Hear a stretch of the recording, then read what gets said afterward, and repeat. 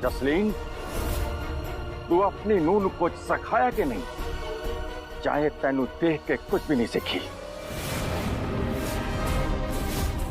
कि जदों वड्डियां दे पैरी हथ लाई है तां नूहां नूं अपना सिर ते मत्था ढक के रखना चाहिए।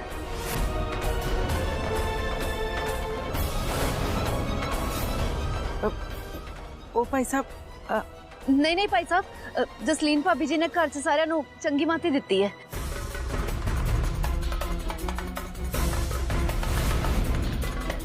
ले आशीर्वाद ले।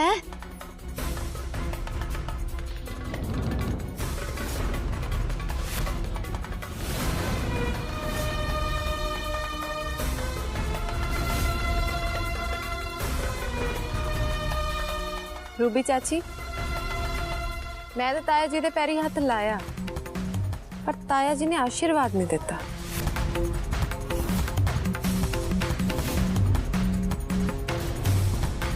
तू कितना सोच लिया कि मैं तेनू आशीर्वाद देवांगा? मैं तेनू इत्थे आशीर्वाद देने नहीं आया, बल्कि सारियां नू समझाण आया मेरा परिवार की विरासत की हुंदी सी ते जे किसी एक गलती नाल की हो गई है। तुहाडी ढोलियां दी दुनिया साडे नालों बहुत पक्क है, इसलिए महराज नू अपनी असली दुनिया याद करानी बहुत जरूरी है।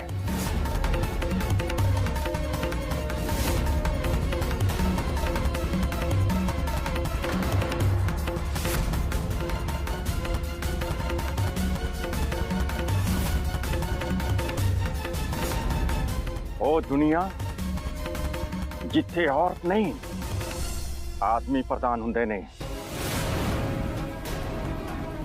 साडी खानदानी इज्जत नू लगी गीत ना दी स्योंक नू हटाण आया, जिसने मेरा परिवार नू अंदरों अंदरी खोखला कर दिता है। वड्डियां दी इज्जत मान दा पता नहीं ते आशीर्वाद चाहिए इसनों। जे गल वड्डियां दे मान सम्मान दी है, फिर तां नियम सारे लिए बराबर होने चाहिए। उन्हें तुसी आप ही क्या ना कि छोटियां नू वड्डियां दा आशीर्वाद लेना चाहिए, फिर उस हिसाब नाल तां वड्डियां नू भी वड्डियां दा आशीर्वाद लेना चाहिए, है कि नहीं? मैं तो हैरान कि दादी माँ इस घर च सब तो वड्डे ने, पर तुसी जदों दे आए तुसी दादी माँ दे पैरी हाथ ला के आशीर्वाद नहीं लिया। अच्छा, हुण तू मैनू सिखाएंगी कि मेरा बड़ा कौन है ते छोटा कौन है? मैं नहीं सिखावांगी, मैं तो वही बोले जो तुसी बोले। तुसी तो क्या ना कि छोटियां नू वड्डियां दा मान सम्मान करना चाहिए आशीर्वाद लेके, ते तुसी दादी माँ दे पैरी हाथ नहीं लाओगे, आशीर्वाद नहीं लाओगे। बिल्कुल सही क्या गीत ने, साडे मेरा परिवार दे नियम ते परवरिश सानू यही सिखाउंदे ना ताया जी। बस टोबे दा गवार डड्डू एक गीत चाहे कुछ भी बोले, इस मल्हार ने ओदी हर गल विच हां नाल हां तां मिलाउणी ही हुंदी है। जिस तरह छुरली वांग तुहाडी जुबान चल रही है ना, उस तो साफ पता लगता कि इस खानदान दा स्टैंडर्ड की सी ते की हो गया। कुछ बड्डियां दा शर्म लिहाज करो। बस बहुता उच्ची ना बोल। एक कार है, किसी बाजार दा चौराहा नहीं। नाले की गलत हो रहा है इत्थे? सबने तो तेनू मान दिता है ना, फिर वड्डियां दा मान इज्जत करन दा ठेका सिर्फ जेके दे परिवार ने चुकिया होया। तेनू नहीं पता कि तू भी किसी दा मान इज्जत करना है?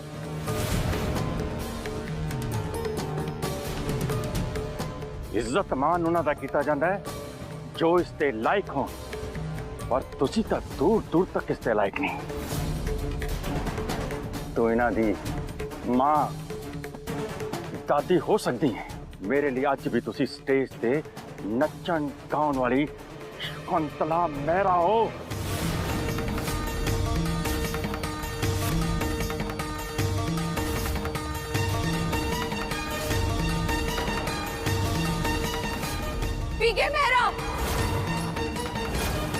ਤੁਸੀਂ ਦਾਦੀ ਨਾਲ ਇਦਾਂ ਗੱਲ ਨਹੀਂ ਕਰ ਸਕਦੇ। ए गीत तो नहीं।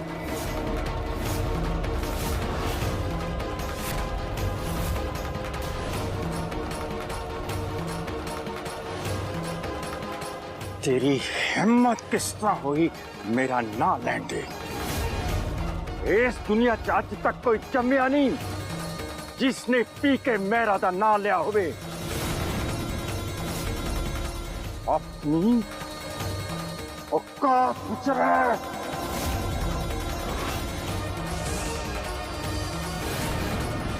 ਤੁਸੀਂ ਵੀ ਤਾਂ ਦਾਦੀ ਮਾਂ ਨੂੰ ਉਹਨਾਂ ਦੇ ਨਾਮ ਤੋਂ ਹੀ ਬੁਲਾਇਆ ਤੇ ਗੀਤ ਨੇ ਤਾਂ ਉਹੀ ਕੀਤਾ ਜੋ ਤੁਹਾਨੂੰ ਕਰਦਿਆਂ ਵੇਖਿਆ। ਬੱਚੇ ਤਾਂ ਆਪਣੇ ਵੱਡਿਆਂ ਨੂੰ ਦੇਖ ਕੇ ਸਿੱਖਦੇ ਨੇ ਨਾ। ठीक है देख लिया तू परवरिश है तेरी।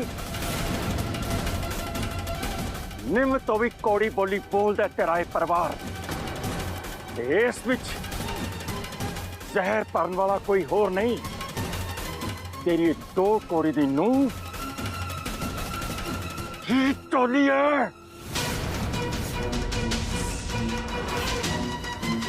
माफ करना भाई साहब। तू किस गल दी माफी मंग रहा है? जिन्हों आप परवरिश दा पा नहीं पता वो दूजियां नूं परवरिश ते भाषण दे रहा है। तुसी तो चुप ही रहो। इस परिवार दियां जड़ा खराब करने वाले तुसी हो, सिर्फ तुसी।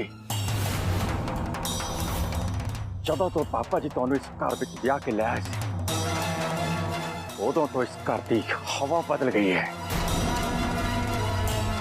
मैनू इस तरह लगा जिस तरह सारी दुनिया का गंद इस घर विच इकट्ठा हो गया होवे। अपने आप नू स्टेज ते नच गा के पाई कहाना कोई फकर वाली गल नहीं। वक वक स्टेजा ते नच गा के तुसी मेरा खानदान दा नाम बदनाम किया। कोई झंडे नहीं गड्ढे। पापा जी के जिंदे रहंदे तां मैं तुहानूं जिस तरह भी बर्दाश्त कर लिया, पर उन्होंने जान तो बाद तुहाडी बेशर्मी का तमाशा नहीं देख सकिया। इस करके मैं एक घर छड्ड के चला गया क्योंकि वो मेरा हाउस तुहाडी बेशर्मी की कमाई से। एक घर साडे बुजुर्गां दा घर है, ये साडा जद्दी घर है। इस पूरे हक नाल मैं वापस आया।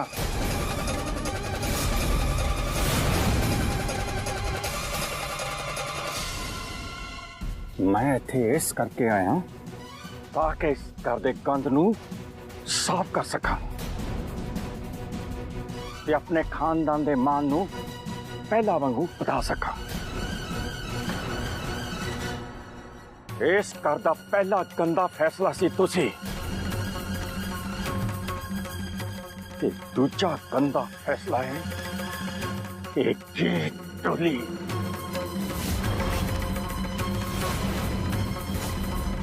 तेरा तो मैं अपने प्यो दे मुंह करके कुछ नहीं कर सकिया, पर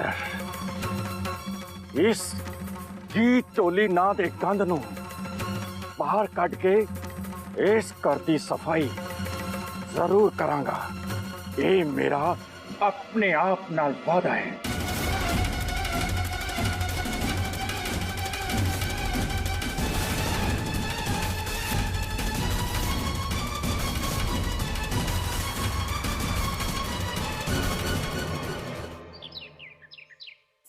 बस करो भाभी जी, चुप हो जाओ। तुसी इधर रोंदे हुए चंगे नहीं लगते। तू नहीं जानती रूबी, जो मैं इस घर च ब्याह के आई सी ना, पीके भाई साहब का नित नवा तमाशा हुंदा सी। हाँ, हर रोज मम्मी जी नाल लड़ाई करते से, कुछ ना कुछ पुट्ठा सीधा बोलते रहंदे से। हाँ, सारे घर का माहौल ही बिगाड़ रखिया सी। ते जे के भाई साहब वो तो चेलिया वांग इको ही गल कहंदे सी, जो पीके भाई साहब कहणगे उदा ही होएगा इस घर च। ओही ता इन्ना साल बाद उन्होंने देख के इंज लगता है कि घर में वही माहौल वापस आ गया है। तुसी देखा पीके भाई साहब ने इन्ना कुछ बोलिया पर जेके साहब ने पलट के कोई जवाब नहीं दिता। मैंने तो यो डर लग रहा है कि जे इन्ने साल बाद घर का माहौल वही हो गया तो की होएगा। जे किते पीके भाई साहब का असर जेके साहब ते हो गया, जे किते पीके भाई साहब वांगू ही जेके साहब सोचने लग गए तो मेरा तो इत्थे दम ही घुट जाएगा। हाँ जी भाभी जी, जे जेके भाई साहब चाहते तो अज भी पीके भाई साहब नू चुप रहन नू कह सकते सी, पर उन्होंने मूंह नू तो जिद्दां ताला ही ला लिया सी। हुण पता नहीं की करनगे पीके भाई साहब। इस तरह सांभिया जाता है परिवार नूं, इस तरह चलाया जाता है। जेकर मैं इत्थे नहीं सी तू मेरा खानदान नूं एक टोली दे हवाले कर दिता, वो भी औरत उतो टोली। बड़े बुजुर्गों ने सही कहे, कुत्ता राज बथा लिए चक्की चकनो ना जाए। जेकर तू किसी गरीब नूं राज गद्दी ते बैठा देगा ना, वो परना चक के राज गद्दी नूं भी झाड़न लग जाएगा। जे के यही काम तू कीता है, गीत टोली नूं अपने घर दी नूं बना के सगों उसने सारियां नूं टोलियां वांग बना दिता है। सारे दे सारे बेशरम ते बदतमीज।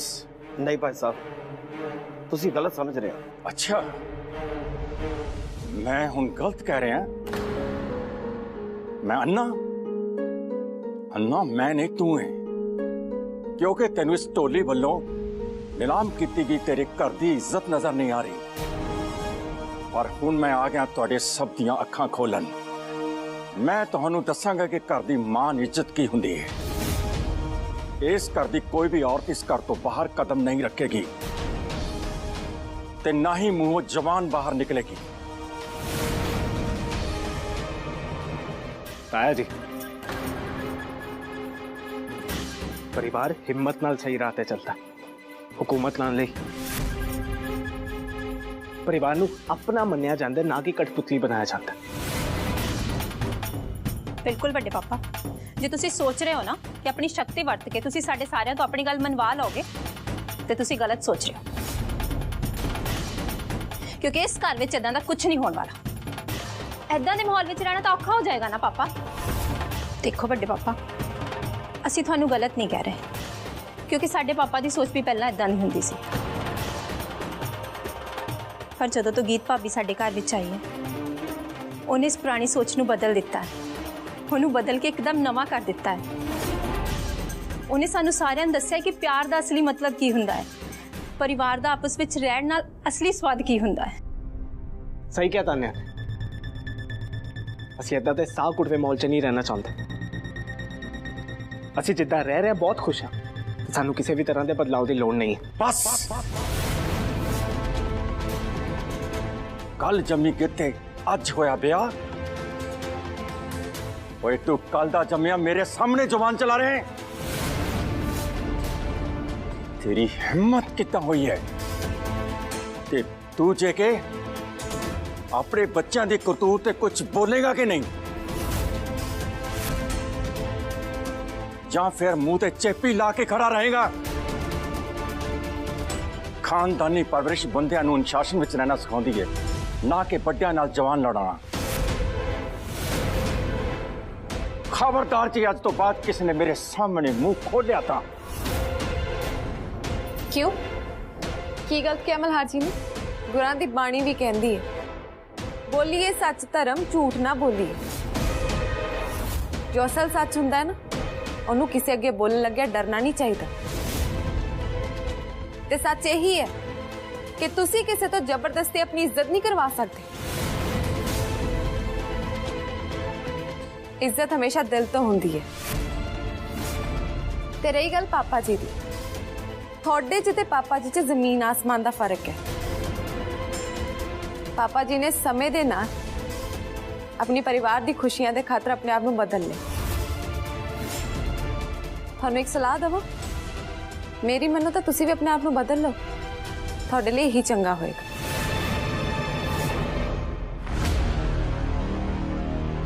ओह, गली गली सड़क सड़क ढोल बजाने वाली हुण मैनू राह विखा रही है। मेरा नाम पी के मेहरा है ते मैं जे के मेहरा वांगू ढिली मिट्टी दा नहीं बनया होया जिन्हों तू अपने लहरां नाल बहा के ले जाएंगी। ते मैं हुण तक अपने असूलों ते खड़ा रहा ते अगों भी अपने असूलों ते खड़ा रहांगा। तेरे वर्गे कई बचाल मेरे नाल टकरा के निकल गए ने ते मेरा कुछ नहीं बिगाड़ सके। रही इस घर दी गल, इसनूं तो मैं ठीक करके रहांगा। इस घर च तेरे अलावा किसी होर नूं ठीक होने की लोड़ नहीं है। जे फिर भी तेनू लगता है ना तू अपनी मर्जी चलानी है तो चला, पर तेरी इत्थे मननी किसी ने नहीं। इस तो चंगा तो यही होएगा कि तू सालां पहलां वांग दोबारा इस घर नूं छड्ड के चला जा। मैनू पता सी, मैनू चंगी तरह पता सी कि तुसी मेरे नाल इहो जिहा व्यवहार करोगे। एक बार मैं गलती कर चुका, हुण मैं किसी भी हालत विच ये घर छड्ड के नहीं जावांगा।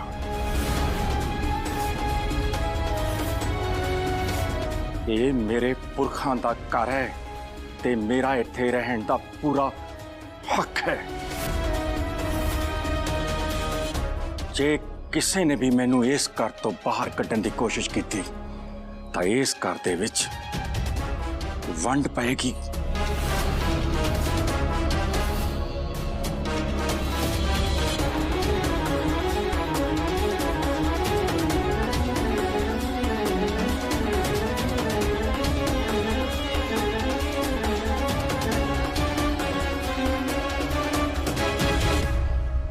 ठीक है, इस घर दे विच एक वड्डी दीवार खड़ी कर दी जाएगी।